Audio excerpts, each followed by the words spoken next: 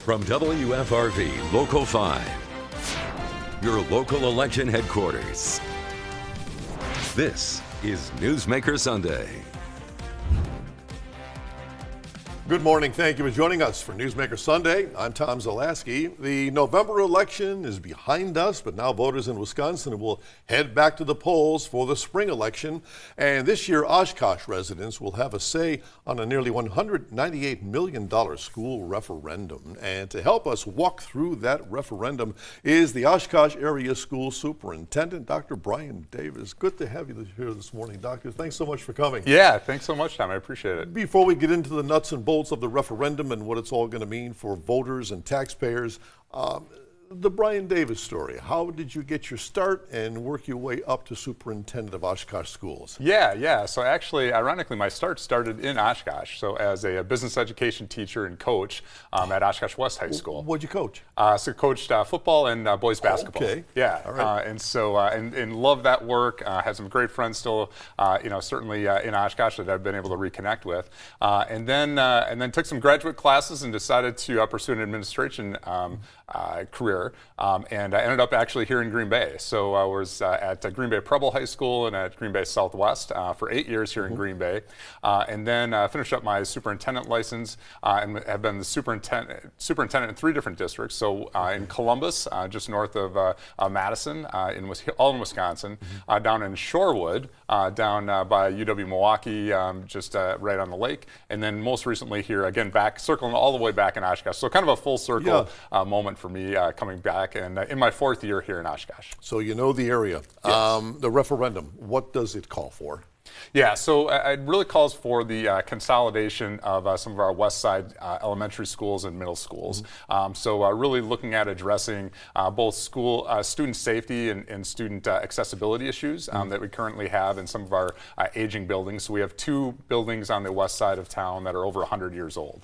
And so really trying to make sure that we address those aging buildings and support our students as we're moving forward. We can also provide, in that space, some operational efficiencies that we need as we have declining birth rates and declining enrollment in Oshkosh. Similar to about 70% of the public schools across the state are declining enrollment. So really trying to think about both how do we better serve students and provide some operational efficiencies, which ultimately helps taxpayers in the long run. So how did we get here? Things just got old. Did we age out some of these buildings? No, it's been part of our process. So back in 2017, 2018, our school board decided to call for a long-range facilities plan, and so that's something that our community then put together with the administrators and the school board to be able to look at a 4-phase facilities plan, and it was really the idea of being able to keep up with the maintenance in our buildings. It just wasn't done for quite a while, and we had periods of time where you're building buildings, but at the end of the day that catches up with you, and so we've had some compression. So the 4-phase facilities plan, the idea of that is to get out of this this maintenance deferral compression and really to be able to right size for the students that we're serving and to be able to make sure that we're doing that in an efficient way, and that's also responsible to taxpayers. Yeah. You mentioned the 4-phase plan. It gets a little twisty here, complicated. 4 phases. Phase 2 is the referendum. Correct. What was phase 1? Yeah, so phase 1, so really for our district, we have the north side and the west side of our school district. And so phase 1 was taking a look at elementary and middle school consolidation on the north side of town. So that resulted in 2 new schools. So Vel Phillips Middle School was a combination of 2 of our middle schools into 1 on the north side. And then we had 3 elementary schools going into 1 elementary school, Menominee Elementary School, right by Menominee Park here in Oshkosh. And so that opened up this September, and so we were able to consolidate on the north side, and so that was the gist of what phase 1 was. Right. Okay. So then phase 2, the referendum. Then you got 3 and 4. What is 3 and 4? Yeah, so 3 and 4 is just a look to our high school. So as I mentioned, phase 1 and 2 are really elementary school and middle school focused, and phase 3 and 4 are looking at what we need to be able to do for our high schools. So those are a ways out, so we don't have definitive plans on those yet. We're really focused on phase 2 to make sure that we can again right size our buildings to be able to serve the number of students that we're serving. Our guest this morning, Dr. Brian Davis, Oshkosh Public School Superintendent, and we have much more to come right after this, so please stay with us.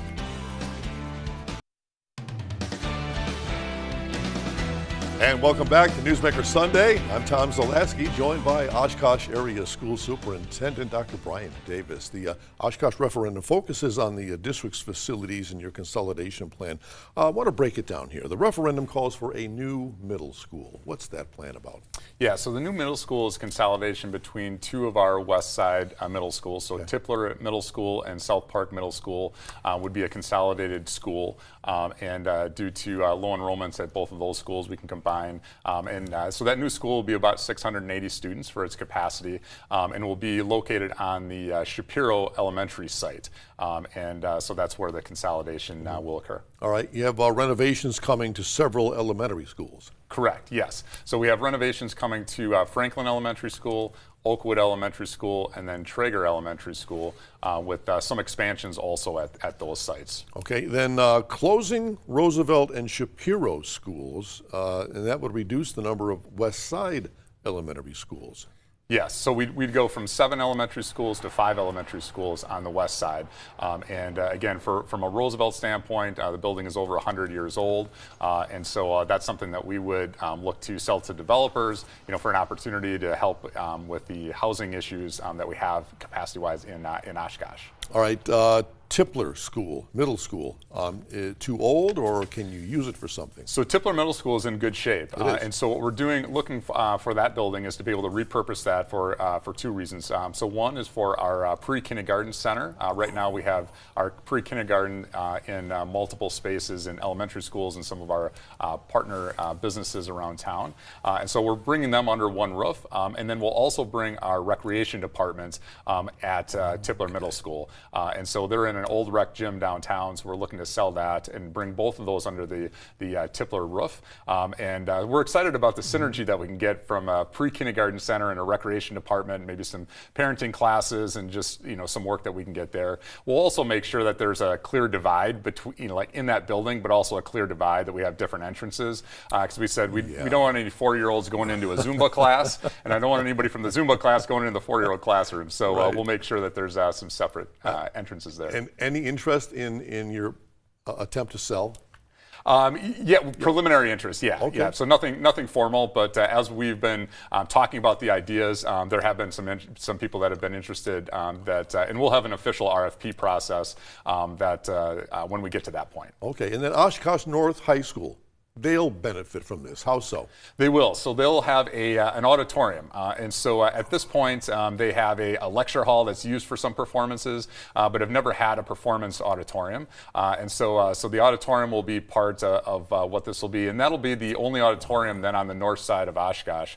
So really all of our elementary schools, our middle school, and our high school students will be able to benefit from that. That's got to be something for some of these kids, especially in in theater and performing and what have you. Yeah, and we know what value that brings, being part of this bigger group and all the skill sets that you can get through the performing arts. It's something that we hold very dear in the Oshkosh School District, and so to be able to have those students have their own space and to be able to grow the program. We have some fantastic teachers that are part of that program, and just really looking forward to growing with them. It's a question of pride too. When you have your parents come to the school play, it's not just on the stage at the high school gym. Absolutely. You actually have a theater. Yeah, we have a space, and so Oshkosh North students have been using either Oshkosh West or they've been using the Grand, which is downtown. But there's nothing like having it be in your own space where you can build your sets and you can have those weeks and weeks of practice, as that the musicals provide. We're really limited on that in some of the other spaces. So like you said, from just a source of pride at Oshkosh North for those performing arts students is really important, and throughout the district. Again, the only auditorium we have have across the district is at West High School. So all of our holiday programs need to be, put in there. And so when you're talking about all the elementary schools that we have, it's really going to help free up some space. And so right now we have holiday programs that start at the beginning of November and they end after Christmas, just from a capacity standpoint. Right. So we really want to be able to just have those be more timely and have our students directly at North be able to benefit. And some of your elementary schools are finally going to get air conditioning. They've not had air conditioning. They have not, yes. So in this plan, we have Reed Elementary School, Emmeline Cook Elementary School, and Lakeside Elementary School will be getting air conditioning, and we know how valuable that is. Certainly, typically beginning of the year, end of the year. But for us, as we're focused on, just strong starts with social emotional learning and literacy skills that we have, we can't afford to have 2 weeks be like this year it was, in the 80s and 90s, and those spaces just aren't conducive for learning. Yeah. So we want to make sure. The other thing that does is it helps provide those neighborhood schools the ability to be used over the summer. And so the accessibility that we can have for those schools and the use of those schools is dramatically better when we have that air conditioning. Sure. Our topic, the Oshkosh School referendum question. We have much more to come, so please stay with us.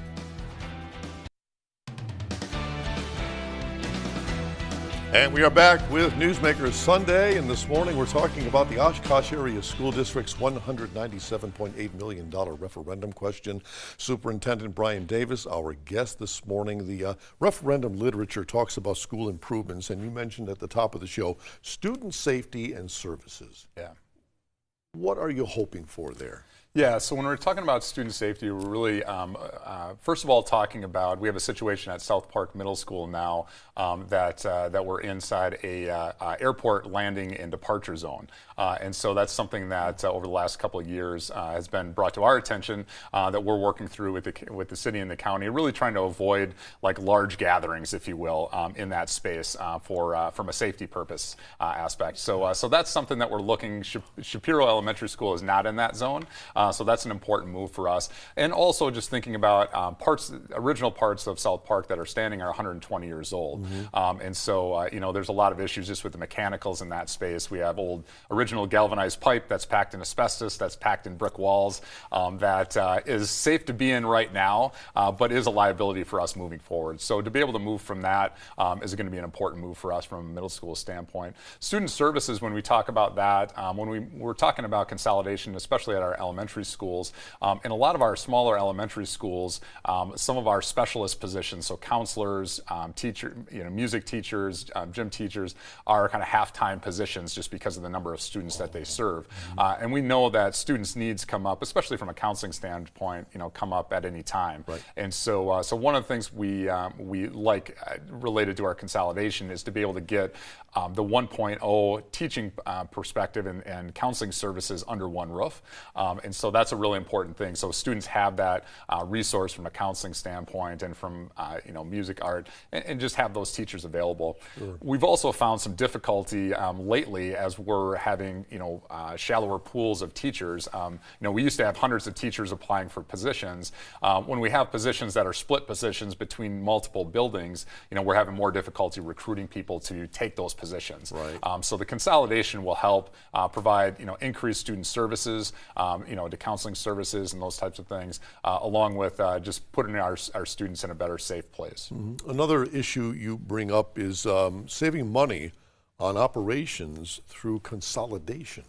Yeah, so that's one thing that we saw in phase one as we consolidated at the middle school and elementary school on the north side, is just our ability to be more efficient from an operations standpoint. Sure. So we had a $1.9 million annual operating savings from the consolidation that we had on the north side. Most of that was due to staffing consolidation. Important to note that there wasn't any of our employees that lost their jobs outside of the district, so we just had to reposition people through attrition and retirements. We were able to place everybody, but it keeps us just much more streamlined and efficient operationally as we're moving forward. So we would expect some similar operational efficiencies on the west side as we would do these consolidations. You just had the first of a whole lot of listening sessions. You're going to hold how many? 10 total. 10 total. Yeah. You had the first one Tuesday night. Our news department was there. Those who attended, what were you hearing from them? What were their questions? What were their concerns? Yeah, so some questions that we've had just around the tax impact. What is the tax impact, and being able to understand that. So that's been an important talking point for us. Certainly questions around transportation. As we would consolidate schools.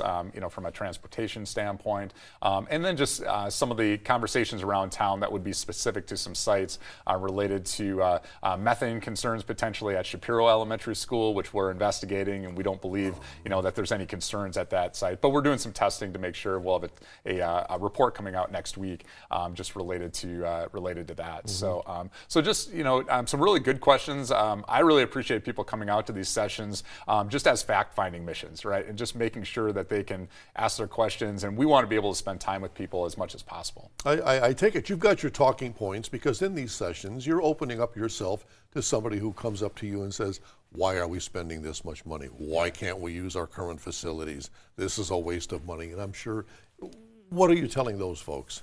Yeah, so number one, this is about our students, right? And in the future, the health of our community is directly related to the health of our schools. So making sure that our students are in a safe place where they have the services they need to succeed. Number two would be us, again, being competitive from an operational efficiency standpoint as we move forward. We want to make sure that we can continue to be competitive in teacher salaries and things that are important for us as we're moving forward.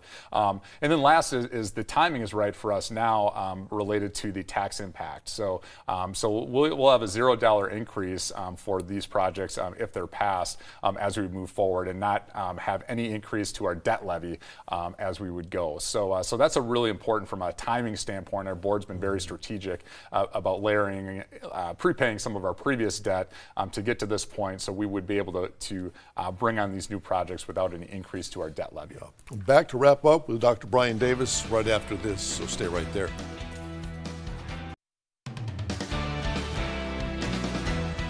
Back now with the Oshkosh Area School Superintendent Brian Davis talking about the district's referendum question coming up on the ballot in April. I want to just hit upon a point that you brought up in the last segment.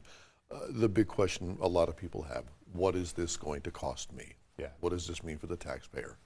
Yeah, so certainly it's a big investment. So $197.8 million is a big investment for our community. Yeah. But again, our school board has been able to strategically prepay some of our previous referendum debt to be able to bring on this new debt for a $0 increase to our debt levy. So we're currently paying about $21.5 million from this year's levy towards our debt levy. And so if this referendum passes in April, next year's would also be that $21.5 million. And so there would not be an increase to the debt levy related to bringing on these projects. And that's a really unique situation. Typically, you would have an increase in taxes as you would look at this volume of projects. And so that's why we think now's the time to be able to approach taxpayers and be able to keep some consistency and be able to improve our services for students and be able to run more efficiently. Mm-hmm. So let's say this passes. Do you have a timeline as to when you go? I mean, are you ready to go the next day? I take it you have some sort of a plan? Yeah, we do have a plan. So as we would look at it, certainly it takes about a year to be able to finalize plans and be able to do feedback sessions with, we want staff involved in the feedback of the design and that type of thing. And so we would get things kicked off, take about a year to be able to do the design, start with our elementary schools, and it'd be about a 4-year process for us by the time we would get through the construction of the new middle school and get everything consolidated. So there'll be an incremental process as we move forward, but very similar to what we did on the north side. It was about a 4-year process for that. Just finished that up this past September, and again, that was very successful. And I'm proud to say that our staff and students are doing really well in Menominee Elementary School, and we look forward to creating those types of environments for a new middle school on the west side of Oshkosh. Yeah, I know you're having your informational sessions. How else are you getting the word out, pushing for this passage? Yeah, so we have some direct mailings that are occurring to all of our residents in the Oshkosh Area School District, just giving information about the informational sessions, QR codes to our websites. We have a lot of information on our website, and then we'll have a newsletter that's going to be coming out in the next couple of weeks also, that'll just outline what our needs are, what the proposed solution is, and then some frequently asked questions as we're moving forward. So we're also taking anybody out there that is interested in having some small groups meet. We're more than happy to be able to come out and talk with anybody at any time related to the information. And our goal is just to make sure that people are informed. So whatever decision you make at the ballot box, that's up to you. But we want to make sure that everybody has the accurate information. Yeah, if I can't get to an informational session and I have questions, how can I get those addressed? Yeah, so you can email myself or give us a call. We have a referendum hotline that we have, so you can give somebody a call or leave a message, and we'll get back to you related to that. Again, our websites. If you go to our Oshkosh Area School District website, their referendum page is up there, and so those are all great resources for us to be able to be contacted. And we'll have somebody that will reach out to you directly. Again, either with a phone call or we've been meeting people just individually, either at coffee shops or in our offices or at their homes. We'll go anywhere. We just want to make sure that, again, that people have the accurate information. I know you don't have a crystal ball, but based upon what you've been hearing, are you getting a sense of where we might be in April? Yeah, always hard to tell. So I think we're pretty early in the informational process at this point, and so I don't want to make any predictions. But again, our commitment is to make sure that we're doing the best we can for our students and for our community, knowing that, again, that healthy schools mean a healthy community, and we want to make sure that people have all the information possible. And so please, we encourage people to come out and just join us in this journey to help the future of Oshkosh. I know you're saying it's going to help students, but faculty has to be pretty pleased about this too. Yeah. As we've talked to faculty, I actually had an opportunity to sit down with some faculty from our new middle school and our new elementary school on the north side, and just have them talk about what has their journey been like, what do they see for the benefits, and they were in schools that were sacred to them, in good spots, but they were aging places, and so once they get into some new spaces with the natural light and the collaborative spaces and all the resources that you can have in the new spaces. It's really a game changer for us, and we believe not only, like you said, for our students, but for our staff, recruitment and retainment for the Oshkosh Area School District would be with a bright future. Always nice to have new stuff. All right, Dr. Absolutely. Brian Davis, thank you so much for being with us this morning. Yes. Much appreciated. Thank you. And if you have a newsmaker you think we should have on this program, let us know about it. Send us an email to tips@wearegreenbay.com, or you can message us on Facebook, and be sure to join us once again, 7:30 Sunday morning. Until then, have a great day.